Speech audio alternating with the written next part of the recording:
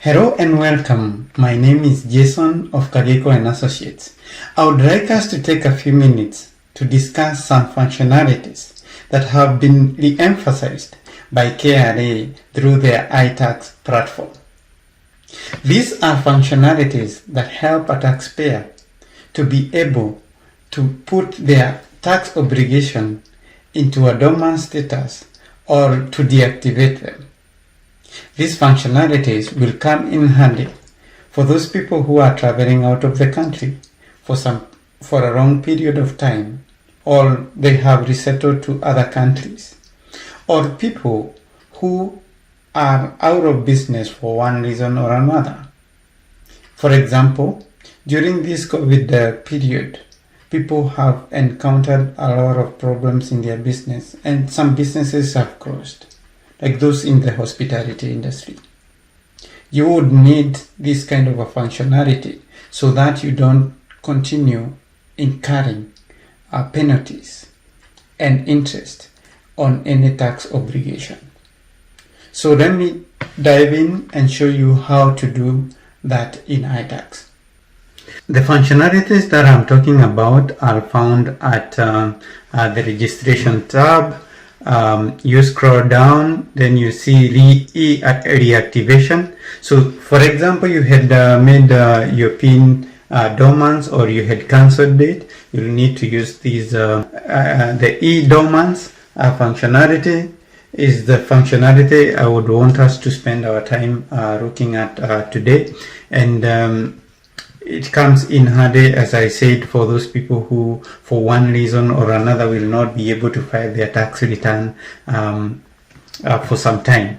So then there is e-cancellation. This is for those people who have tax obligations that they don't require in their PINs. For example, something like you went to a cyber and somebody just out of nowhere registered you for VAT obligation, payee obligation, and all that. So you do not need to visit KRA. You can be able to do the e-cancellation here. So today I would want us to delve in making a tax obligation in your PIN dormant. So you click on dormant, e-dormants, then you'll be required to say who you are. You're the taxpayer. Then your PIN and your details will be populated, and then from there you need to scroll down, and then you put the tax obligation that you want to put as a dormant, and then you select the effective date. So this date has to be in the future. You can't put a date that has already passed. So if, for example, I put 1st of October, I'll be told that the date cannot be in the past. So I have to put a date in the future. So for example, I'll select 1st of November to let's say December. Let's assume that I'm traveling from November to December out of the country, and I'll not be carrying out my business, and I want to make my PIN dormant for that period of time. One thing I would want to clarify here, that the difference between dormant and cancellation is that cancellation is permanent and dormant status is a temporary measure that you can use. So let's put the date that I would want my dormant status to end to be December 2020 and 31st of December. Then the reason is because I'm traveling out of the country, and then I submit. So let's see what happens. Submit. Do you want to submit the data? Good. There you go. So here I've been given an acknowledgement receipt. Let's see what it's saying. Open when done. Good. And it says my name and all my details. I have requested for dormancy of the following tax.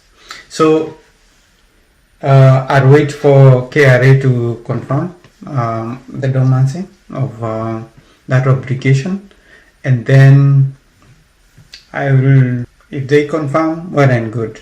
If they don't confirm, most probably they'll ask me to give them proof that I'm traveling out of the country, and maybe ask me for a specific and more concise reason for deactivating my PIN.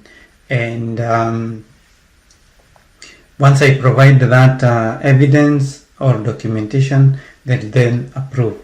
And then my PIN will become active on 1st of January, the year 2021. Guys, that is how you make your PIN dormant. If you have any questions regarding tax, you can always talk to us using our social media platforms. On Facebook, we are Kagiko and Associates Accounting. On Twitter, we are there at Kagiko and Associates. On YouTube, you can comment and subscribe to our channel, Kagiko and Associates.